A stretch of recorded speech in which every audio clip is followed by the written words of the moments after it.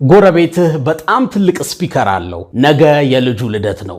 ቅውጥ አድርጎ ነው የሚያከብረው ብለህ አሰብክ። አንተ ደግሞ ራስህን አሞሃል። ስፒከሩ ከተከፈተ ህመምህ ብሶ ጭንቅላትህ የሚፈነዳ መሰለህና የጎረቤትህን በር ገንጥለህ ገብተህ ሳሎን ከልጆቹ ጋር ራት እየበላ አይኑ እያየ ስፒከሩን ሰባበርከው። ልጆቹ ተነስተው ተው እንጂ ሲሉ በጥፊ መታሃቸው።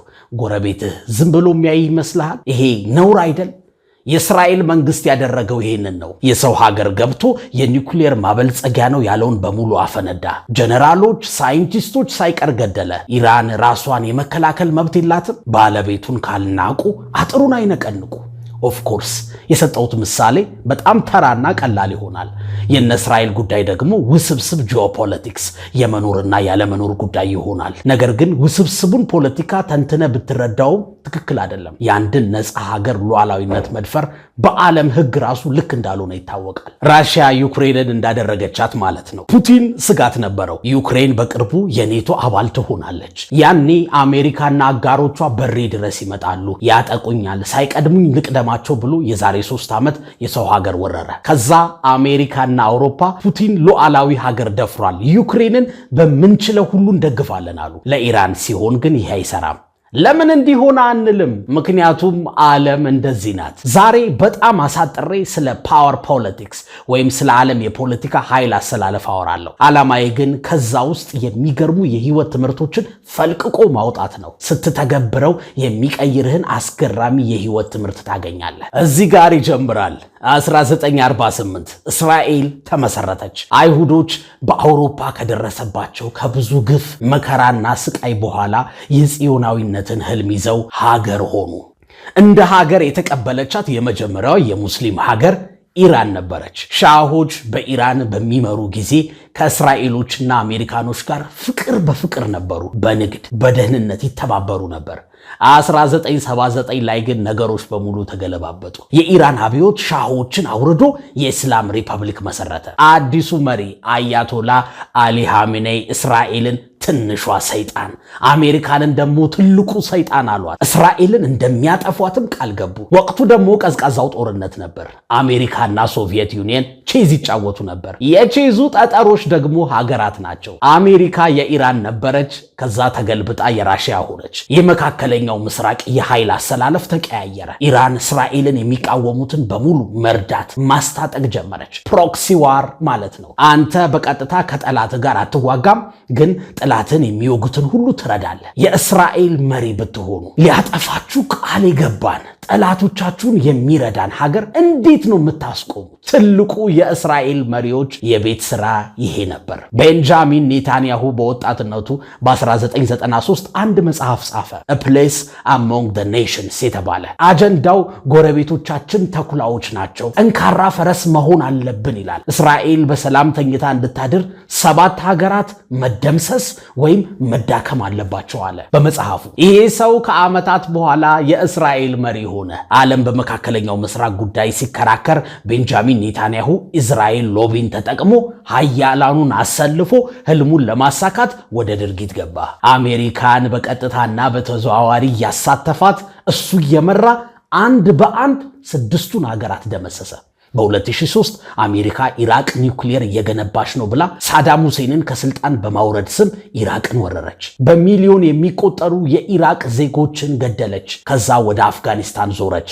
ከዛ ሶሪያ፣ ሊቢያ፣ ሱዳን፣ ያው ፍልስጤም እንዳለች ሆና ማለት ነው። ተራ በተራ ሁሉንም አደቀቀ፣ አዳከመ። የቀረችው ግን አንድ ሀገር ነበረች፣ ኢራን። ቀን እየተጠበቀላት ነበር። ያ ቀን ኒውክሌር መሳሪያ ከመታጠቋ በፊት መሆን አለበት። እዚህ ጋር ስለ ኒውክሌር አንድ ነገር ልንገራችሁ። አሁን በዚህ ሰዓት ዓለም ላይ 11 ሀገራት ብቻ የኒውክሌር ቦምብ አላቸው። ከሁሉም ቀድማ የታጠቀችው አሜሪካ ናት። ራሽያ መስራት ስትጀምር አሜሪካኖቹ አዩና ለማስቆም ፈለጉ። ግን ሐሳባቸው ለሁለት ተከፈለ። የመጀመሪያዎቹ ኒውክሌር የምትገነባበትን ቦታ ማውደም አለብን ከመስራቷ በፊት አሉ። ሁለተኞቹ ግን ዛሬ ብናወድመውም ነገ ተደብቀው መልሰው ይሰሩታል። አቅም አላቸው። ከሰሩ በኋላ ግን ቂም ይዘው በእልህ የኒውክሌር ጦርነት ይከፍታሉ። እንጠፋፋለን። ስለዚህ መታጠቃቸው ካልቀረ አሁን አርፈን እንቀመጣሉ። ራሽያ ኒውክሌር ታጠቀች። ከዛስ ቻይና ቀጠለች። ቻይና መስራት ስትጀምር አሜሪካና ራሽያ ሊያስቆሟት ነበር። ግን አሁን አውድመናት መልሳ ሰርታ ከምትበቀለን ይቅርብን አሉና እሷንም ተዋት። ህንድ፣ ሰሜን ኮሪያ፣ እንግሊዝ፣ ፈረንሳይ፣ ደቡብ አፍሪካ፣ ፓኪስታን በየተራ ኒውክሊየር ታጠቁ። ቀስ እያለ ሁሉም ኒውክሊየር ከሚታጠቅ ከዚህ በኋላ ኒውክሊየር መታጠቅን የሚከለክል ህግ ማውጣት አለብን አሉ። ሁሉም ሀገር ተስማምቶ ፈረመ። እስራኤል ብቻ እምቢ አለች። በድብቅ ከፈረንሳይ ጋር ሆና ኒውክሊየር እየሰራች ስለነበረ አልፈርምም አለች። ኒውክሊየር የምትታጠቀው ለመተኮስ አይደለም፣ ለኢንሹራንስ ነው። ማድ ወይም ሚቹዋሊ አሹርድ ፖሊሲ የሚባል ኮንሰፕት አለ። ከተኮስክ እኔም እተኩሳለሁ፣ አብረን እንጠፋፋለን ማለት ነው። ስለዚህ አተኩስም። ለምሳሌ አሜሪካና ሶቪየት ዩኒየን ወደ ለየለት ጦርነት አልገቡም፣ ምክንያቱም ኒውክሊየር ስላላቸው ይጠፋፋሉ። ስለዚህ የፊት ለፊት ቅልጥ ያለ ጦርነት አያደርጉም። ለዛ ነው ያወቅ ኮልድ ዋር ወይም ቀዝቃዛው ጦርነት የተባለው። ጦርነታቸው በሌላ ነገር ነው፣ በንግድ፣ በቴክኖሎጂ፣ በአይዲዮሎጂ ወይም በውክልና ጦርነት ወይም ፕሮክሲ ዋር በምንለው። አንዱ ለደቡብ ኮሪያ ሲቆም ሌላኛው ለሰሜን ኮሪያ ይቆማል። በአጭሩ ማንም እንደማይነካ ማረጋገጫ ነው ኒውክሊየር። ለምሳሌ ህንድና ፓኪስታን በጣም ይጠላላሉ።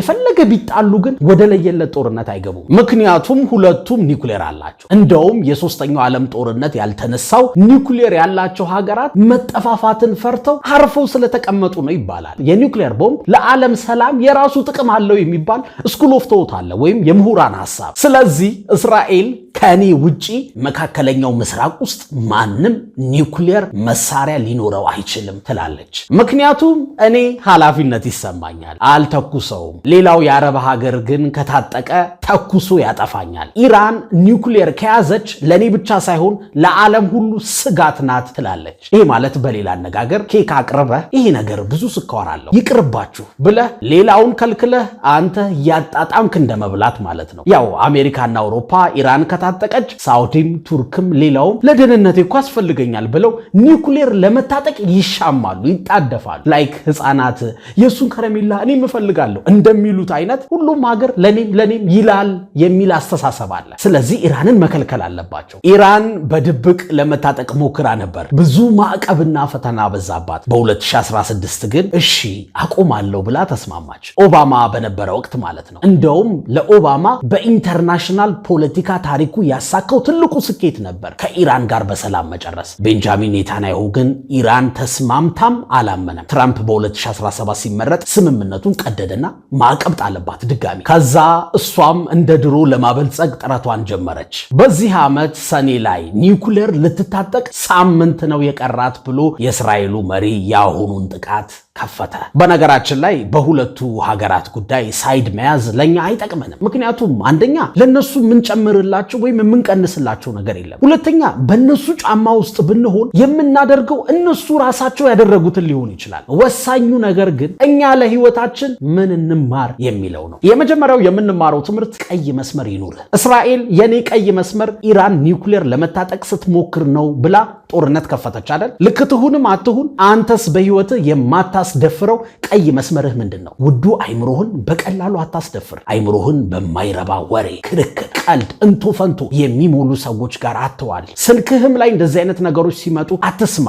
ለህይወትህ ምንም ነገር የማይጨምሩልህን ፕሮግራሞች በቲቪም በስልክህም አትይ። ድንበርህን አስምር። ቀይ መስመር ከሌለ ሁሉም ይደፍርሃል። ሁለተኛ የምንማረው ነገር ህልም ይኑርህ። ቤንጃሚን ኔታንያሁ ወጣት ሆኖ ለእስራኤል ያለመውን ህልም ነው አሁን እየፈጸመ ያለው። ያንተ ህልም ምንድን ነው? ቢግን ዊዝ ዘ ኤንድ ኢን ማይንድ ይባላል። ይሄ ሐሳብ በአይምሮህ ጨርሰው ከዛ በተግባር ጀምረው ማለት ነው። የዛሬ ዓመት የዛሬ 5 ዓመት የምትደርስበት የት እንደሚሆን ታውቃለህ? ምን አይነት ትዳር፣ ምን አይነት ገቢ፣ ምን አይነት ህይወት እንዲኖርህ ነው የምትፈልገው? አስብበት እስኪ። እግረ መንገድህን መኖር አቁም። ህልም ከሌለህ ህልም ያለው አገልጋይ ነው የምትሆነው። ህልም ያስፈልግሃል። ሶስተኛው ፈሪ ሳይሆን ጠቢብ ሁን። እስራኤል በፍርሃትና በስጋት ብዙ ጦርነት ታደርጋለች። ፍርሃት ጠላት ይፈጥራል፣ ጥበብ ግን ያረጋጋል። ረጅሙ ህንፃ ያንተ እንዲሆን ከፈለግ 2 መንገድ አለ። አንደኛው ያለውን ህንፃ ሁሉ አፍርሰ ያንተን ረጅሙን ታስብላለህ፣ ወይ ደግሞ ራስ ላይ አተኩረህ ረጅሙን ህንፃ ትገነባለህ። በ2016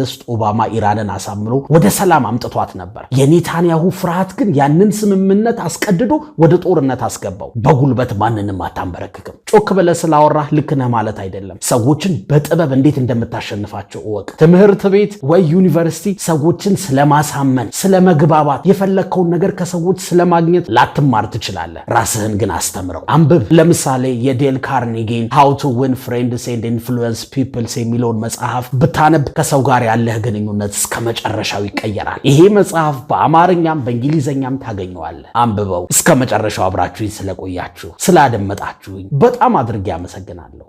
ቸር ቆዩልኝ።